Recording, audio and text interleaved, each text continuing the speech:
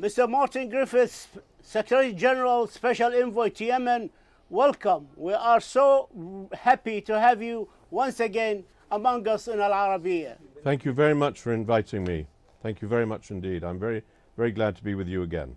On Tuesday, you called on the parties to immediately implement the agreement of the first phase of Hodeidah redeployment plan. However, we have been reporting on Al-Arabiya about the letter dated the 18th of February that you sent to the government of Yemen, thanking their continuous commitment to implementing agreements, especially with regard to the Hodeidah agreement, and promising your continued effort and with the support of the support mission and the United Nations and all parties to guarantee the mentioned implementation of the Hodeidah agreement. Can you explain to our viewers, sir, in your own words, phase one and phase two?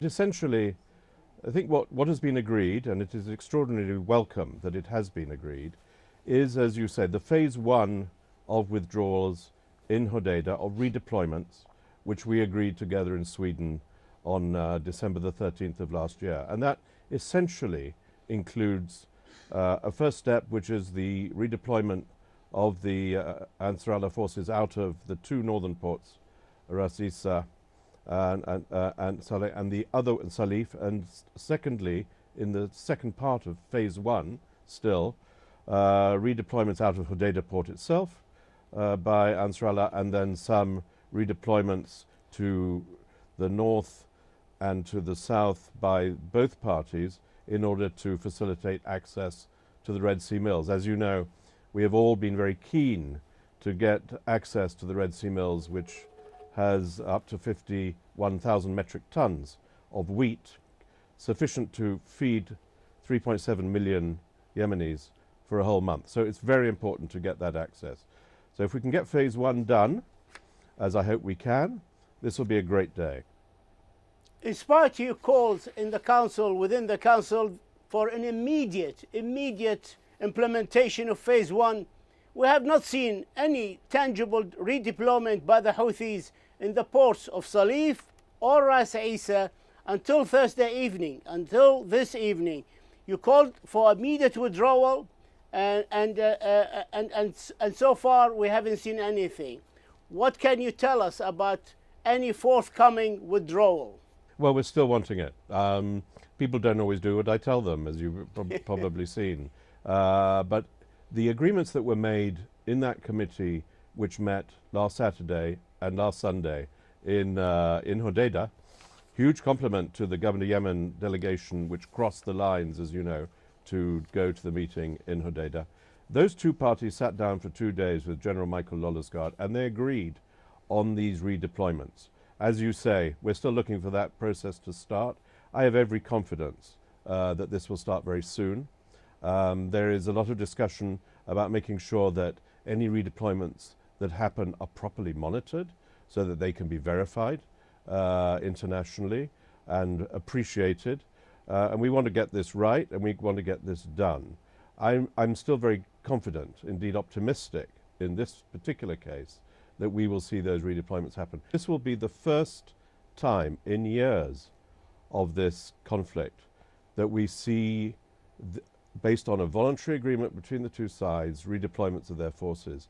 And we see that in Hodeidah, which, as you know, I have said to the Security Council on more than one occasion, is the center of gravity of this war and the humanitarian hub that's needed for the humanitarian aid to all Yemenis. So it will be a very good day when this happens, and I'm hoping and believing that this will happen within the next day or two. You must appreciate and understand, sir, that international community is rather doubtful about the implementation. We've seen what happened in December in Stockholm, the handshake. We have seen the time frame then, 2 weeks or 3 weeks for implementation of the Hodeidah agreement. Nothing happened on the ground. And I heard Karen Pierce, Ambassador Karen Pierce, the pin holder on Yemen in the Security Council, say on the 19th to us reporters that they welcome the agreement, the phase one agreement and phase two, but it must be translated into facts on the ground it's not enough to have agreements, but they must be translated to facts on the ground. So I'm sure you appreciate the hesitant of the international community until they see action and implementation. Can you tell us a bit more, sir, on the details of the security forces to run Hodeidah city and the ports after the mutual troops withdrawal? I should first say that yes, indeed, we are all looking for both parties to translate promises into facts on the ground. And I'm the one who has been talking to them in addition to General Michael Lollersgaard. And so I can tell you that from my conversations, I've met President Hadi 3 times recently. I've been in Sana'a virtually every week also in the past period of these negotiations. And I can tell you, notwithstanding what you may see in the public domain, that the leaders of these parties are very committed to making this happen. But it's not simple. It needs detailed operational planning, which is exactly what goes on in that committee that General Michael chairs. We need to know exactly who's going to move along what line, to be monitored in which way, on which day, and that is translating Sweden from 3 sentences of an agreement on this into detailed planning. So I don't think it's that surprising that it's difficult to get it to happen according to a time frame agreed in Sweden. My reliance is that the political will that I see very clearly expressed to me very frequently is in fact the determining factor which will turn those words into reality, as you rightly say. People of Yemen want to see facts on the ground, and so do we all. When it comes to the issue of local security forces, which you've mentioned, I won't go into details because this is something which it has now come back to me and to my office to resolve to the satisfaction of both parties, so that it will be clear what in fact will be the status of those forces and how they will be managed in a way that it is loyal to what we agreed in Sweden. That's come back to me to resolve, and it's an urgent matter. And we're keen to get this resolved in the sense of a mutual understanding and an agreement on what was agreed in Sweden, and then we implement it. And I want that understanding to happen before we move to the implementation of Phase 2. And Phase 2 of implementation of the Hodeidah Agreement is, if anything, even more important than the first phase, because it essentially leads to the demilitarization of the city and returning the city of Hodeidah to the civilian, peaceful life that it used to enjoy so long ago will be an even more important day in the history of Yemen. I have mentioned the security arrangements because I can hear high officials within the coalition, within the government of Yemen, worried about Houthi withdrawals, and if it's genuine withdrawals, not leaving members of the Houthis disguised as the local security people behind, and they want to verify this before declaring the genuine withdrawal, as they say. So that's why I raised it.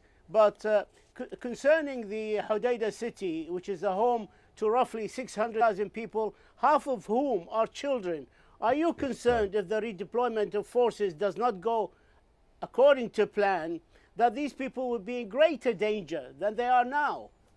What the agreement to provide for the demilitarization of the city and indeed the ports of Hodeidah precisely is intended to allow those children, those women, those fathers to return to a normal life in Hodeidah.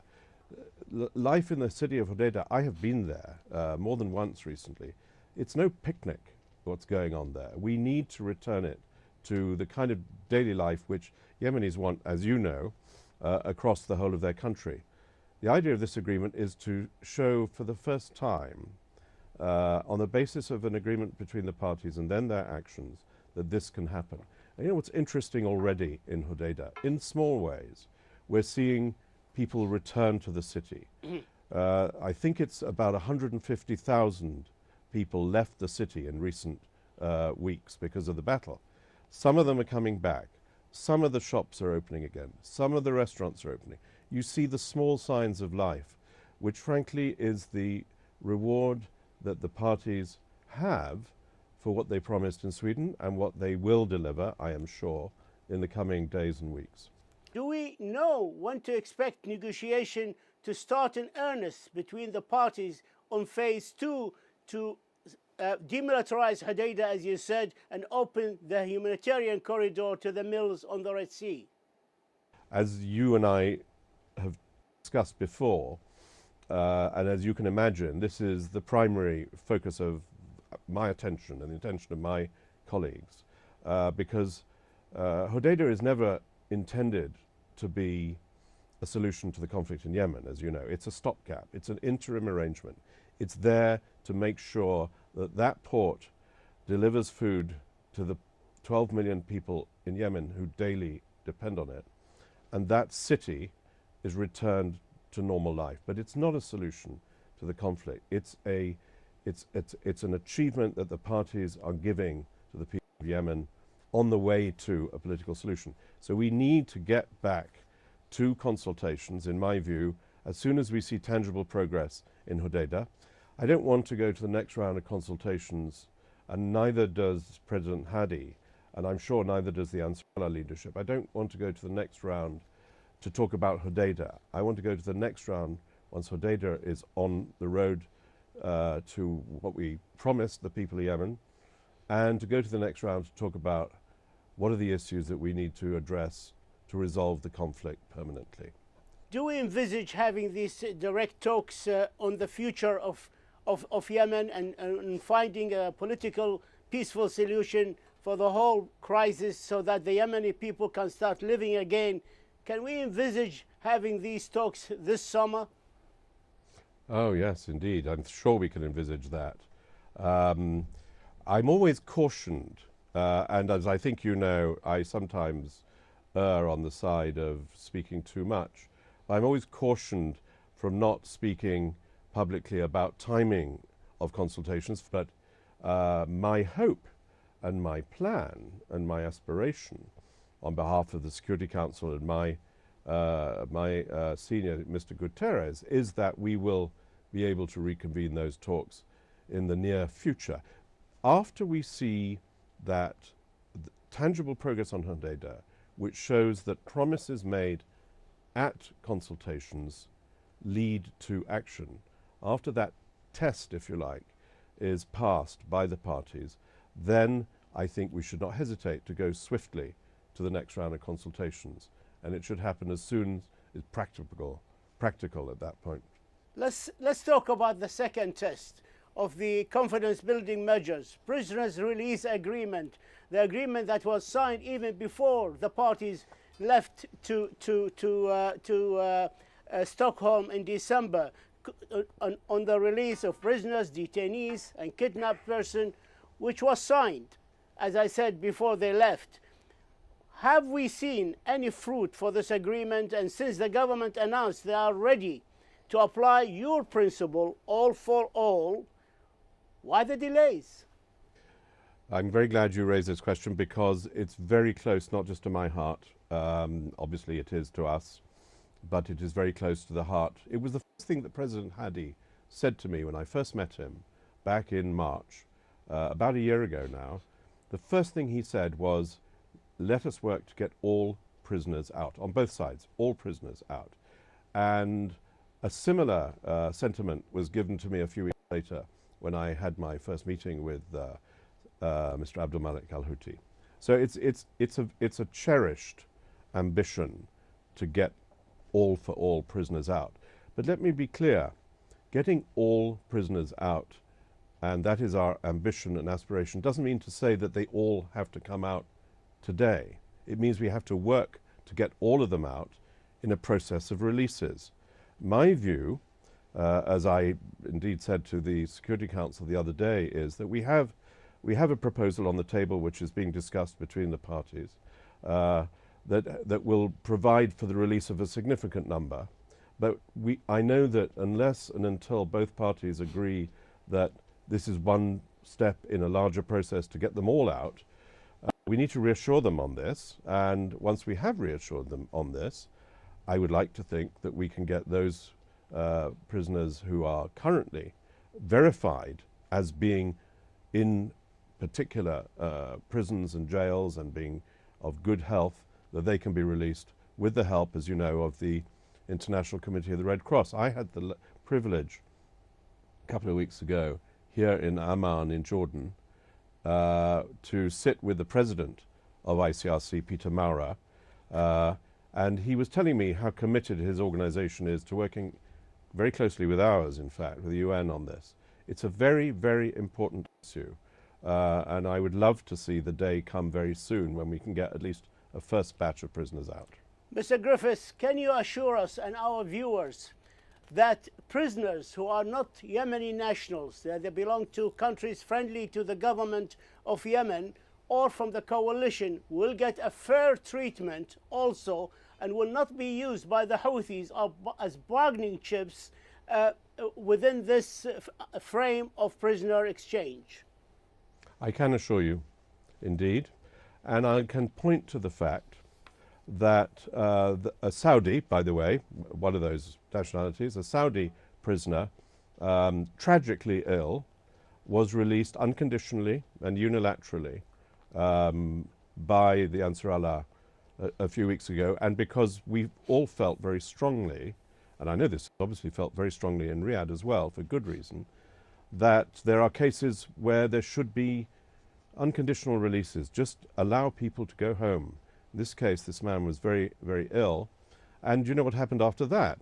There was an equal act of generosity, an act of nobility, I think I described it as the time, in which 7 prisoners, Houthi prisoners, were released, and ICRC flew both of these parties, if you like, back home in the day or two after the decision had been made. So there isn't any sense that there's a conditioning by nationality. What we're trying to do in great detail, by the way, with the parties, we've had 2 very long meetings in Amman, Jordan, thanks to the willingness of the government of Jordan to allow us to meet here, where we go through detailed lists of prisoners. Are they alive? Where are they? Can they be released? In return for which? How do we get the numbers up so we can have a significant release that looks fair to both sides? This is not a small matter. This is a detailed discussion. We have ICRC present, giving us all the advice and support that we need. And we have a very good cooperation, not only with the 2 parties, but also with the coalition. So, I mean, I have no complaints about the efforts of all sides. I just hope that we can see that magic day soon when there will be that airlift of released prisoners going from one side to the other. Indeed, it's no small matters, and it's a very serious humanitarian issue that affects the lives of thousands and thousands of families on both sides. I'd like to move here to the TAZ understanding, which is another part of the confidence-building measures. Exactly. Where are we on the TAZ understanding? Are we anywhere closer? What small steps you have in mind to open a humanitarian corridor to the people in Taiz and stop the shelling and stop the sniper actions? Yes, Taiz is very important. Taiz is important in a different way. We've discussed it again, you and I, before, and we agreed then that it was important, but partly because Taiz is very important in the history of Yemen. It's a major population center, as we know, and it's been stuck in this gridlock of battle for years. And the specific focus, as you've just been saying, in an agreement on Taiz is to allow the free passage of people to go from home to work and back, or down that road that links Sana'a and Aden. And then secondly, of goods, both commercial and humanitarian, which are impeded or blocked by those same battle lines. So we want to do 2 things in Taiz over time. We want to start small and build to this. Firstly, we want to open some of the corridors that exist that have been identified to allow people to cross those lines. I think there are 3 of those potentially in the central area of Taiz, which could be opened over time. And secondly, of course, we want to stop, as you say, stop the war. Let's see a local ceasefire. Let's see what we can do with the help of the United Nations and its Security Council to stop that sniping, stop those shooting, bring a certain amount of peace back, while we, again, focus eventually on the overall solution to the conflict. Now, what have we been doing? Since Sweden, we have held a number of meetings with representatives from both sides, separately, bilaterally. Both sides, the government of Yemen and the Sana'a authorities have nominated representatives to this committee in Thais that will eventually, and soon, I hope, will meet together once we can find a safe place for that to happen. We've had extraordinary levels of help and commitment from the leadership of both. And I know that even just in the coming days and Saturday, we'll be holding a very serious meeting with the leader of the government of Yemen, part of that committee in Aden. So we're slowly making progress. We need to find a safe place for the two sides to meet. We need to narrow down our aspirations to something small that can be done quickly. And finally, what I think will be an unusual and important aspect of the work on Thais is the involvement of civil society and women's groups. I mean, as you know, it has been local women's groups who have been instrumental in the lead in arranging local ceasefires in these tortured years that the city and the governorate have suffered. Civil society, women's groups in the lead have been in the lead trying to do what we now want to follow up and help them to do. So there'll be a large aspect in any program of work in Thais of the role of civil society, monitoring ceasefires, providing agreements, identifying priority needs for the humanitarian program, opening up that city so that it can play its normal role in Yemen, which is to link the north and south of the country. Where are we from the removal of landmines or the cooperation between the parties of the removal of landmines? On the demining, that is an absolutely essential part of these redeployments. Each side is responsible principally for the demining of its own mines. They know where the mines are and they can pick them up. It's much safer that way. But in addition, the United Nations has two teams under UNDP's remit ready to demine in areas which go beyond immediate redeployment requirements. And it's a massive issue because once we are able to demilitarize the city, people won't be able to come back until it's safe. And that means demining, getting rid of improvised explosive devices and so forth. There's quite a lot of work to do, but so far the demining has principally been done by each party as agreed in that committee. UK Ambassador Karen Pierce spoke about a possibility of a new Security Council resolution in consultation with your good self. Do you see a need for a new resolution to reflect realities on the ground? No, I don't. In fact, I mean, far be it from me to take a different view from Karen Pierce, who knows these things much better than I do. But from where I sit, I think we've got what we need in terms of resolutions to make Hodeidah and the Sweden agreements happen. I think we have enough clarity about that, and we have, as I was saying earlier, the political will, which is obviously the essential ingredient to turning words into action. We have that too. And we have something which I know you and I have discussed before, in which Yemen is rich for a change. And that is in a diplomatic unity in that council that you were referring to, and more generally, a diplomatic consensus in this region as well to resolve this conflict with all speed. And there's many good reasons for that. One of which, of course, is the threat of famine, and we're having a pledging conference opened by the Secretary General of the United Nations in Geneva on the 26th of February, just next week, which will be seeking to raise $4 billion for a humanitarian aid program for this year. It's a vast amount, and it's a massive program, as you know. That is the backdrop which obliges us to go as quickly as possible, and I think encourages the kind of diplomatic unity that we see to move to the main event, which is the political solution of this conflict. The Yemeni government, in addition to governments within the coalition, have complained that you don't call a spade, meaning they are voicing concern when one party does not implement. You come out and say the parties did not do this or that. And they've raised this point with the Secretary General as well. Is it a fair complain? Thank you for the question. Let me just say that for those who expect me to pronounce judgments and to assign blame, they will continue to be disappointed. I am going to be who I am, and I will continue to be who I am. And I haven't assigned blame to either side, except privately, where I'm very frank. But my judgment is based on this.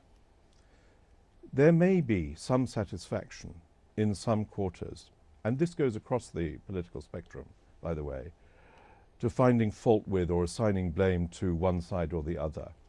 But does this actually, in my view, move us swiftly towards agreements and resolutions of the conflict? I don't think so. I may be wrong. I may well be wrong. In fact, I'm sure in many cases the judgment is very fine on this. But I will continue in what I think is the right thing and what I think many people would agree, which is we will find agreements. Blame is something which I'm sure will come later. There will be many inquiries as to who did what to whom. That is not my business. My business is getting this conflict resolved as soon as possible. Mr. Martin Griffiths, Special Envoy of the Secretary General to Yemen, we thank you for this interview. We wish you all the very best of luck in your endeavors to bring peace to Yemen and to the people of Yemen. Thank you, Talal. Thank you to my favorite interviewer. I always really appreciate it. It's a very good experience. I'm very grateful. Thanks a lot.